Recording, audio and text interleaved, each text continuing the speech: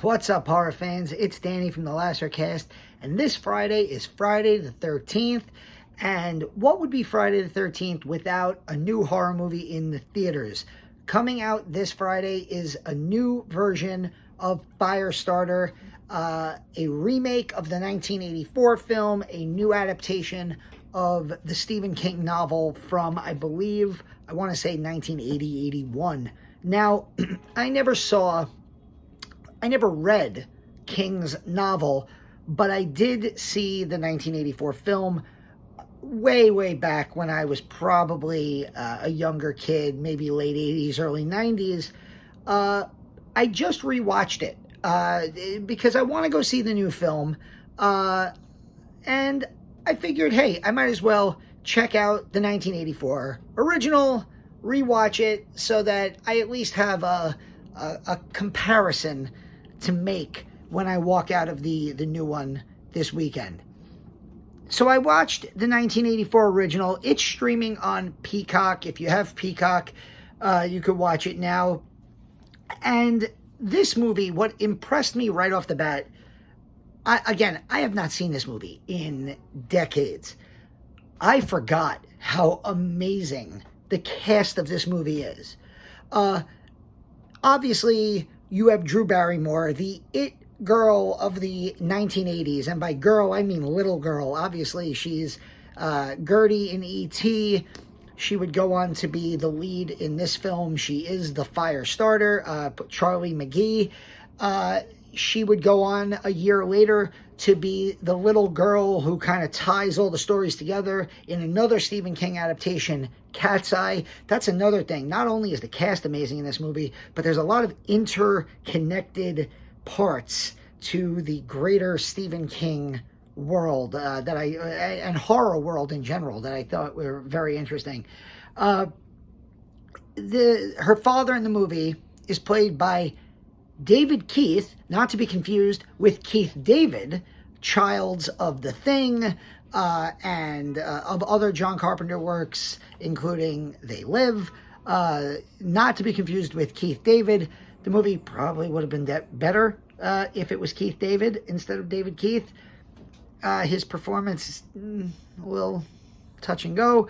But the rest of this cast, Heather Locklear is in the movie for just a few scenes. It's her debut film. Then you have Martin Sheen, a year after he was the villain in another King adaptation, Cronenberg's adaptation of The Dead Zone with Christopher Walken. And then you have a trio of Oscar winners. George C. Scott as the villainous John Rainbird. I think that was his name.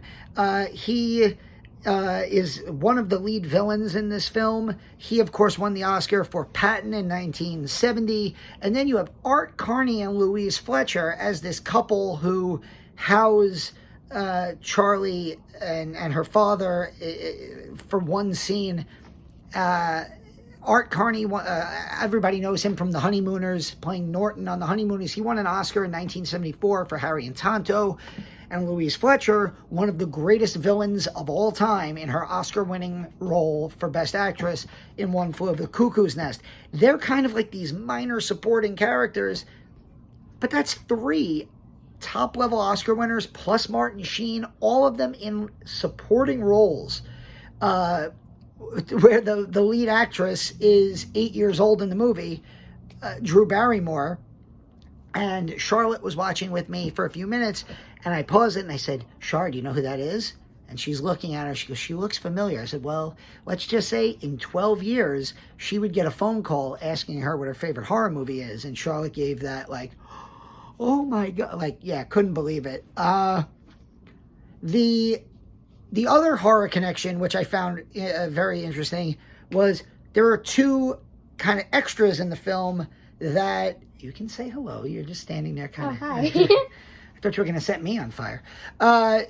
Dick Warlock, who played Michael Myers in Halloween 2 and one of the robots in Halloween 3. And then another extra is George Wilbur, who played Michael Myers in parts 4 and 6.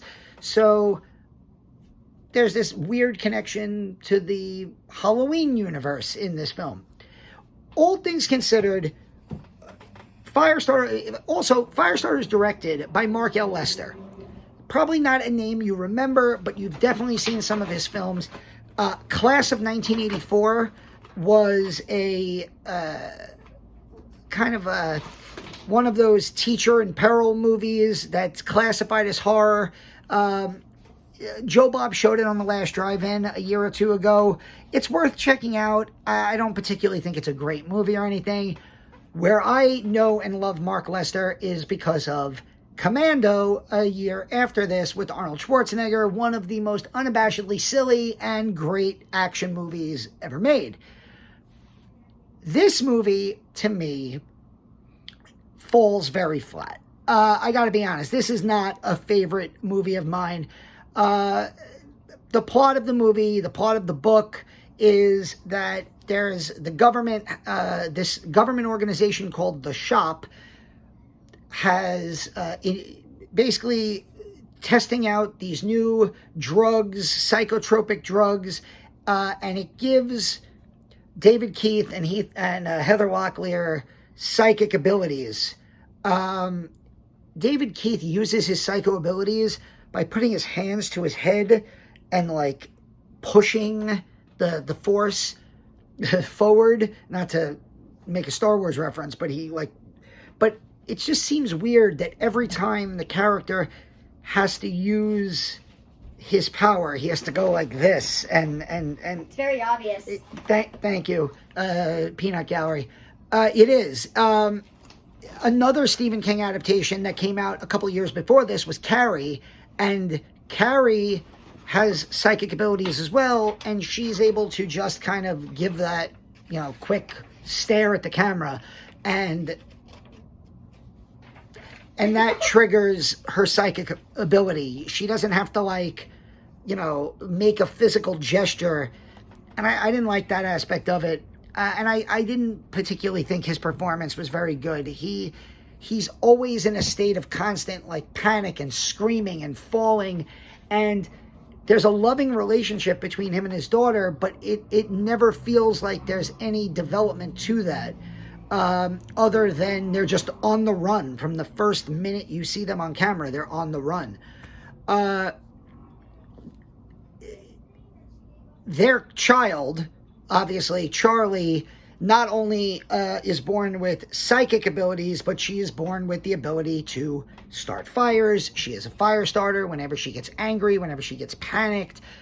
The best part of this movie, by a mile, are the practical effects, fire stunts that are spread throughout. There are two massive set pieces. One of them at Art Carney and Louise Fletcher's house. The other, the finale at the barn, where there's just these live fireballs, and she's in one scene, she's blowing up cars and she's setting stuntmen on fire, and it's really cool. And then in the other scene, she is literally launching actual fireballs at these actors. And this is 1984. So there's not CGI here. This is all practical effects stuff. And Mark Lester, I was reading on IMDb, he talks about how difficult this movie was to make with the way the stunts were done. And that was good. Those practical effects are good, but there's so much dead space in this movie. Between those two set pieces that I just described, there is a full 45 to 50 minutes of downtime where her and her father are captured by the Shop, by George C. Scott's character, and he's trying to befriend her. He lies to her and says that he's a janitor, and he becomes friends with her, trying to so that they can control her power. The whole idea of them being afraid that she can set off a nuclear, it starts with a fire. Maybe she can become so powerful she can create a nuclear weapon that destroys the world. And the whole Shop government mumbo jumbo stuff from Martin Sheen and the doctors and George C. Scott's characters, it's really slow and boring. This movie's an hour and 54 minutes, and it feels like there's about 90 to 100 minutes at max of good stuff here. Now, I never read the book by Stephen King, so I don't know how much this movie strays from it. According to IMDb, I read two things. I read that Stephen King did not like this movie at all, and then I read that Mark Lester was surprised by that because King was on set and apparently was saying very positive things during the filming, only to then badmouth it after he saw it. I can't imagine that this is... it just doesn't feel like an exciting movie. It feels like two action set pieces about a girl with pyro psychic abilities surrounded by an hour and a half of just boring mumbo jumbo about, the government trying to control her and her breaking free. And it really dragged. I would probably, would I recommend seeing this if you're a Stephen King completionist? Yeah, it's free on Peacock. If you have 2 hours to kill and you want to watch a thriller or a horror film, sure. It's not that great, though. I can't. This would not rank in my top 10 of Stephen King adaptations, especially coming off the heels of 1983's The Dead Zone. Now, granted, The Dead Zone was done by David Cronenberg. Also, I have to bring this up. This is something I learned in I believe it was the first In Search of Darkness documentary by David Weiner, friend of the channel. You can go on our channel now and watch several. We have at least three interviews with David Weiner. One that is promoting each of his films, In Search of Darkness, In Search of Darkness 2, and then In Search of Tomorrow, his 80s sci-fi documentary. In that documentary, something I had never known was that John Carpenter was supposed to direct this movie. He was actually tabbed as the original director, and then The Thing, 1982's The Thing, which today we look back on as one of the greatest sci-fi horror films ever made, period, stop, was such a colossal bomb in 1982 that the producers lost faith in him and they decided to go in a different direction. And knowing that and rewatching this movie now, Carpenter would have done a great job. Carpenter would have a chance a few years later to adapt a Stephen King novel, Christine. And again, Christine is not Carpenter's best film. It's not the best Stephen King adaptation, but it is a wholly better movie than Firestarter is. And it's because of those John Carpenter touches, especially his great score that he always puts into his films. Tangerine Dream does the score for the original Firestarter, and it's pretty good. But after, the opening credits sequence, you kind of just lose the score for the rest of the movie. I don't know. I didn't really hear it. Yeah, this movie dragged a lot. I gotta be honest. I saw one preview for the upcoming Firestarter, which is coming out Friday, and I wasn't too excited about it. But then I noticed who is in it and who's directing it. First of all, it stars Zac Efron in the David Keith role as the dad. And it stars Ryan Kiera Armstrong as Charlie. I think those actors are good casting. There's also supporting roles from Gloria Rubin, who you probably remember from ER. Kurtwood Smith, that 70s show, he's Red. But of course, he's also the villain in RoboCop. He's in this movie as the doctor. So I'm looking forward to seeing it. And the biggest thing is it is written by Scott Teems, who did Halloween Kills. I didn't love Halloween Kills, but at least he has experience writing in horror.